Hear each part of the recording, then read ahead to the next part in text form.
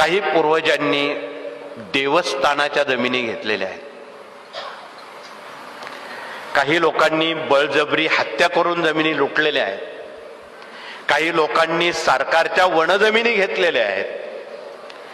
काही लोकांनी बुडीताच्या जमिनी वाट्याला आलेल्या आहेत. बुडीत याचा अर्थ ज्यांना अपत्य नाही त्या जमिनी घेतलेल्या आहेत.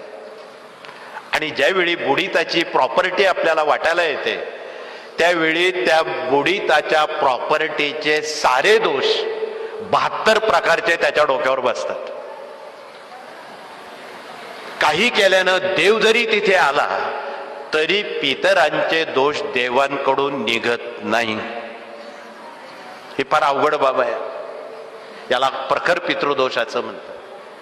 आणि हे प्रखर पितृदोष जाण्यासाठी या कार्यानं छोटीशी एक चालना उभयतांना दिलेली आहे. कोणती? प्रति एकादशीला भागवत पारायण जर केलं तर त्या बुडीत मृत पूर्वज आहे ते आशीर्वाद देतील. म्हणून आपण नुसतं भागवत वाचायचं म्हणून वाचायचं असं नको. त्या मागचा हेतू आपल्याला कळला पाहिजे.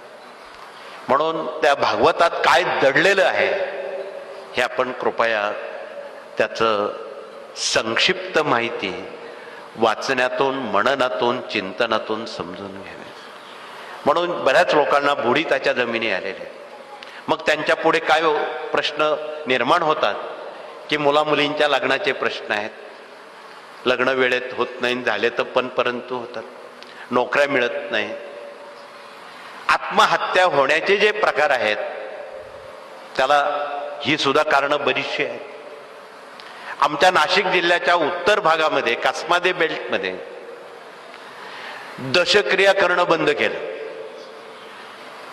कोणी 5व्या दिवशी, कोणी पहिल्या दिवशी सगळं उरकून घेतात. सगळ्यात जास्त दुःख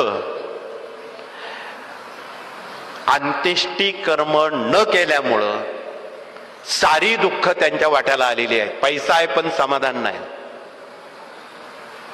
म्हणून भारतीय मीमांसकारांनी आणि संस्कृतीनं मनुष्याच्या प्रत्येक देहात 14 प्राण आहेत.